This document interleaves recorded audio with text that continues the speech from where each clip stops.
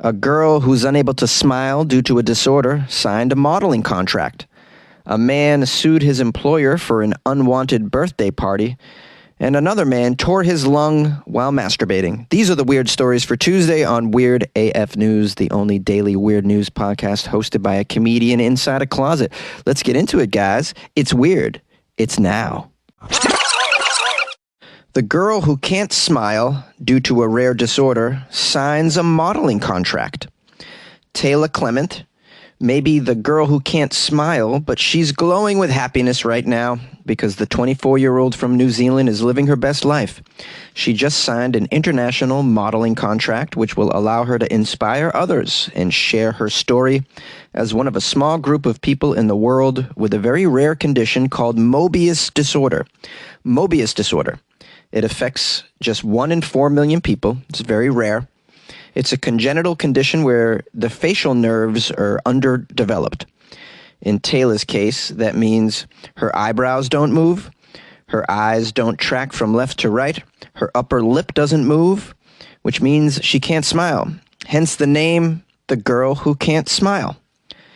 Of course, this made growing up very difficult. Taylor was severely bullied as a child, sadly. This is what children do. Anybody who's different at school usually gets bullied. It's unfortunate. I was extremely short, always have been, so I was bullied a little bit. Thank God I was funny. That got me out of a lot of situations. I can't imagine what would have happened to me if I was unable to smile. I've never even heard of this. There's a sad quote from Taylor in the story. She says, "I think when you grow up being told that you're ugly and you're worthless, you believe it because you don't know anything else." How sad. This makes the story all that uplifting. At age 12, Taylor underwent a surgery that was intended to help her smile by moving tissue from her thigh to the corners of her mouth. But after a year of recovery, doctors were unable to wake up the nerves in her face, and nothing changed. She was unable to smile. The bullying continued through her school years, and by age 17, she was having up to 10 seizures a day, which the doctors determined were brought on by severe traumatic stress. Of course, there was depression involved, mental health. Taylor says after graduating, she was able to build some self-confidence, in part through joining a gym and through meditation. She's now going to have the opportunity to inspire others as a model with Zebedee talent. Here's a quote from Taylor. "I love being able to help others and empower others. It lights me up so much, and if I could smile, it's like the biggest smile on my face when I talk about it because it truly lights me up so much." Taylor hopes to be the role model for others that she didn't have as a child. She says, "I had no one to see in movies or in the media or on the front of magazines. I felt really worthless and not accepted because I didn't see myself anywhere. To be so openly accepted and wanted, it just felt so amazing. It makes me kind of emotional, but I'm just glad that it was me that went through everything because I get to inspire people now. I get to help people. It makes me so happy. If I could smile, I would." And it sounds like she's got a good sense of humor about the whole situation. To be able to laugh at yourself despite your condition, and not let it hold you back. All of these things are very difficult. To be able to laugh at yourself and to be able to overcome this kind of stuff. That's why this story is extremely inspiring. I had to do it. The girl who can't smile gets a modeling contract. You don't need to smile to be a model, A lot of times it's just like wearing clothing and the way the clothes are on your body. I mean, how many times have you seen those models on the runway? They don't even smile anyways. They have that, what's it called, resting bitch face? They seem to have that. I don't think smiling is part of that. You don't need to smile. Models in general don't seem to be very happy because no one allows them to eat. They're not allowed to have a sandwich. It's just very sad. Can you imagine not being allowed to eat? Jokes, guys, jokes. This story not only is inspiring, but it brings attention to a very weird disorder I had never heard of, Mobius Disorder, where you can't move your damn face. Imagine living this way. I mean, I've been in situations where I couldn't feel my face because of expensive chemicals, but I've never been in a situation where I couldn't move my face.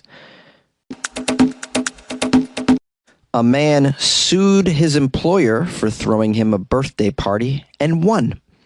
A Kentucky man took his employer to court after they threw him a birthday bash that he did not want, and the jurors sided with this man. His employer now owes him nearly $500,000. Imagine that, for an unwanted birthday party. The verdict was handed down this week in a circuit court in northern Kentucky. The plaintiff was an employee of Gravity Diagnostics. He sued his employer after he was fired following a birthday party that they threw him in August. According to the court documents, the employee had notified his manager that a birthday party might trigger his anxiety disorder. He said being the center of attention might cause him to have a panic attack. He doesn't like these situations. Yeah, and some people don't want to be the center of attention. Some people don't like it. When you're in the restaurant, don't you hate that when they surprise you, the staff comes over with a little slice of chocolate cake, and the waitstaff sings you this uninspired birthday tune? None of them want to sing it. You don't want it. It's more for the amusement of your friends that are there. They really want to embarrass you. It's about embarrassing somebody on their birthday, really, is what it all comes down to. Sounds like this employee has a situation and a history of panic attacks. The employee asked the office manager days before his birthday not to arrange a birthday celebration, as they usually did for other employees. On August 7th, the employee's birthday, the office arranged for a lunchtime birthday party. Oh, no. In the cafeteria. Oh, no. The employee said that he found out about the party. When? Can you guess? Well, as he was headed to the lunch break room. This triggered a panic attack, of course, as he warned it would. The employee had a panic attack and ran out of the office and spent his lunch break in his car. The employee text messaged the office manager asking why she failed to accommodate his request to not have a damn birthday party. The guy doesn't want a party, lady. The next day, the employee was called into a meeting in which he said he was confronted and even criticized for the manager about his reaction to his birthday party. They're like, we can't understand why you don't want to blow out some candles, Larry. What's wrong with you? Can't you be a good sport? Don't you want to eat that crappy cake we got you from Costco? Shouldn't force somebody to have a birthday party. For some people, it's torture, man. Anyways, the office manager criticized him, which triggered another panic attack. And then the employee asked the office manager to stop. According to the lawsuit, he was getting a panic attack. The employee was sent home for the next 2 days, and that weekend he was notified that he was fired because of the events of the previous week. How are you going to fire this poor guy? That no doubt caused another panic attack, I'd imagine. And then taking your employee to court probably caused another panic attack. This guy just gets panic attacks all over the place. Now he's sued on the grounds of disability discrimination and retaliation. And the jury sided with him, awarding him $450,000 in damages, $300,000 for the emotional distress, $150,000 for lost wages. Oh, you had a nice paying job over here at Gravity Diagnostics. Wonder what they do. Just build gravity bongs? You guys know about a gravity bong? Okay, just me. It sounds like this employee needs a gravity bong in his life that might dispel some of the panic attacks. A very sad situation. If you have panic attacks on a regular like this is a serious situation. I assume the employer must have known about this ahead of time. This is clearly a disability. And I mean, this is kind of like what Gen Z suffers from. I don't know if you guys are familiar with Gen Z. They can't handle any sort of stress whatsoever. They have to they have to go cry in a pod on a college campus when testing season comes up. Jonesy, how could you make fun of Gen Z? Why not? It's fun. It's fun to make fun of Gen Z. But in all seriousness, this person has a disability. Yeah, you got to blame it on the company here. You know about it. The guy asked, please don't give me a birthday party. And you still did. That's on you, bro. That's on you. You got to kind of, walk on eggshells with somebody like this. You can't throw him a party. Certainly not a surprise party. That'll give him a heart attack right there. You can't take him to the strip club. And you got to make sure they don't catch a foul ball at a baseball game, because then they put you on that Jumbotron and then bam, panic attack. You like podcasts? You're listening to my podcast. Maybe you thought to yourself, I'd like to make a podcast Too difficult? No, not with Anchor. Anchor has free creation tools that allow you to record and edit your podcast from your phone or your computer. Anchor distributes your podcast to Apple, Spotify, Stitcher, and more. They have advertising integration, so you can even make a little money off your podcast.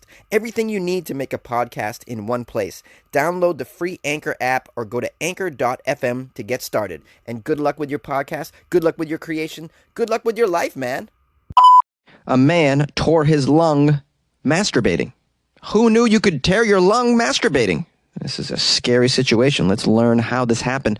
A young man's session of masturbation inadvertently led to him spending nearly a week in the hospital, a whole week.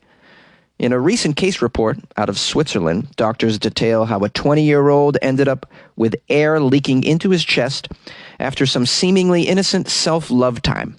Fortunately, the injury wasn't severe and he recuperated. According to the report, which was published in an issue of Radiology Case Reports, the man visited the emergency room with stabbing chest pains, trouble breathing. His face was extremely swollen. Doctors could hear distinct cracking noises as he breathed. His symptoms had begun while he was, quote, lying in bed and masturbating.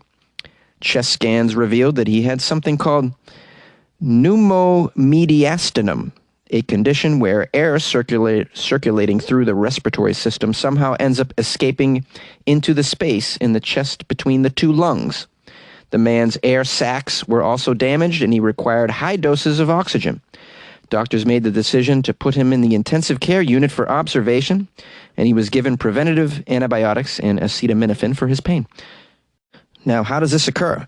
Pneumomediastinum can be caused by physical trauma to the lungs or the esophagus. It can also spontaneously arise when a sudden increase in pressure within the chest cavity causes a tear in certain lung membranes, allowing air to leak out. Oh, this is horrifying.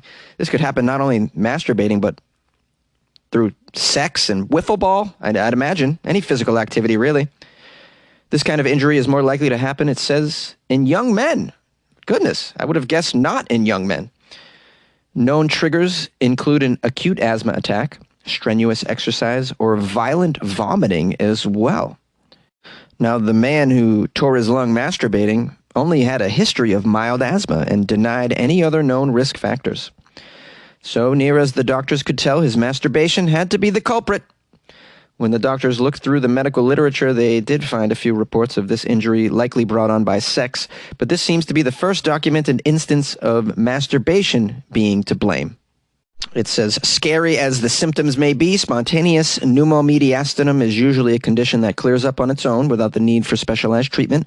Following an overnight stay, the man was transferred out with no issues, and he was discharged from the hospital after 4 days with his chest pains and other symptoms completely gone. Good to know. But perhaps Pornhub should have a warning label on the videos here, letting us all know, hey, if you touch yourself, you could tear a lung. I Googled masturbation injuries out of curiosity. I came across an article called The 30 Worst Masturbation Injuries. Thought I would read a few. Someone wrote here, got a UTI from the shower head. Okay. Foot cramp. You know those can be bad. Yeah, foot cramp. Someone says, I was making supper with some fresh jalapeno peppers. Thought I scrubbed my hands really thoroughly. Turns out no. No. Someone says, I split the bottom of my pee hole. That's a little. Someone has here, I broke my wrist when I fell off the toilet. Okay. Someone else, yo, my wrist. Why are lady parts so hard to reach? Okay, you get the gist of it. Well, someone got their member stuck in the zipper while masturbating. Well, I mean, take off the pants, bro. What are you doing? Anyways, I'll post a link to this article in the Patreon if you'd be interested. There's some really silly masturbation injuries on here that I'm not going to go through. But you get the gist of it. It can be a dangerous game, guys. That's what I'm saying. Be very careful out there. And, I mean, I shouldn't have to say this, but if you're breathing way too heavy and it's really out of control, you don't want to tear a lung, so slow it down. Maybe call a friend, have them come over and finish the job for you.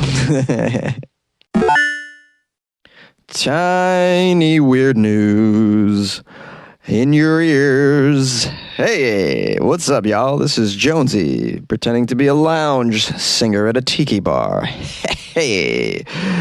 Try the Mai Tais, guys. Oh, that rhymed. What are you up to? Tell me what you're up to. I want to hear from you. Email me, funnyjones@gmail.com. I just want to know what you're up to. That's all. Let me know. You can DM me at funnyjones on Instagram as well. I'm waiting for the phone calls to download. It's taking a while. I'm going to try to publish phone calls after this, but if the phone calls don't download in time for me to publish this, then I'll have to push it out till tomorrow. If you guys would like to call the show and be a part of that party, 646-450-2012. I love to hear from my listeners. So don't hesitate to call the show. Leave a message.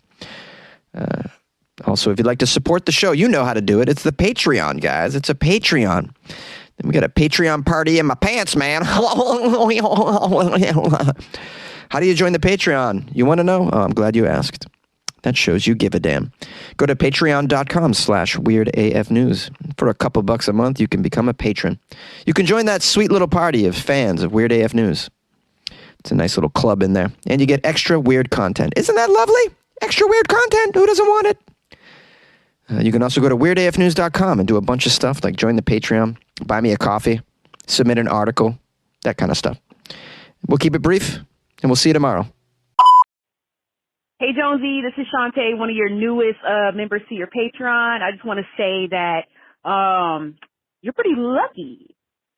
Yeah, I mean, you're a pretty cool guy because honestly, I listen to a lot of podcasts, like a lot, to the point where I have to put them on rotation daily, so I listen to them as I'm delivering to my route. But you are the only podcast out of all of them that I listen to daily in the morning during my morning routine.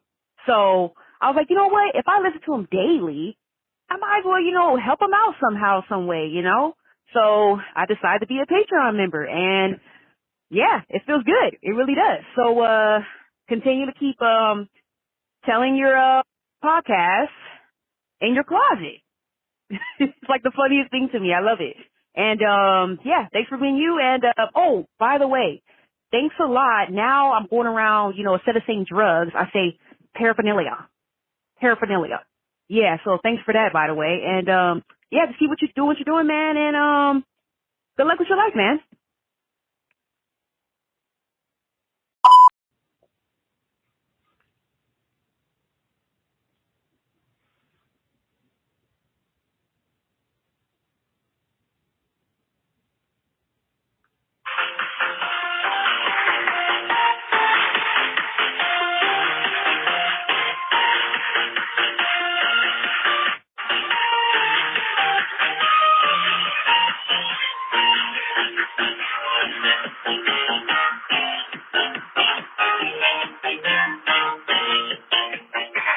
Hey everybody, this is Michael from Iowa City with the countdown to Jonesy's birthday. That's right, just 7 days until Jonesy's birthday on April 27th.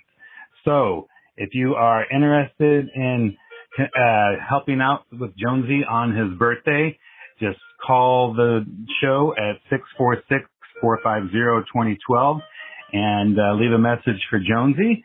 He'll give you his address, and you can either send them a card or send them a care package of some sort, if that's what you're inclined to do. And I'm sure he'll send him your address. And otherwise, you can join the Patreon. That's the simple, easy way to show your support in the best possible way. As I like to say, $2 a month. That's just a dime a day for 5 days a week podcast. Dime a day. That's pretty darn cheap for lots of entertainment. Jonesy brings us so much joy and laughter and love into our lives, and that's a pretty good thing in today's world. There's so much stuff going on out there that I really enjoy listening to the podcast every day and getting so much out of it. I enjoy my time spent with Jonesy and the joy it brings into my life. So I really am appreciative of the hard work that he puts into every show, and I welcome him into my home for the levity he brings into my life.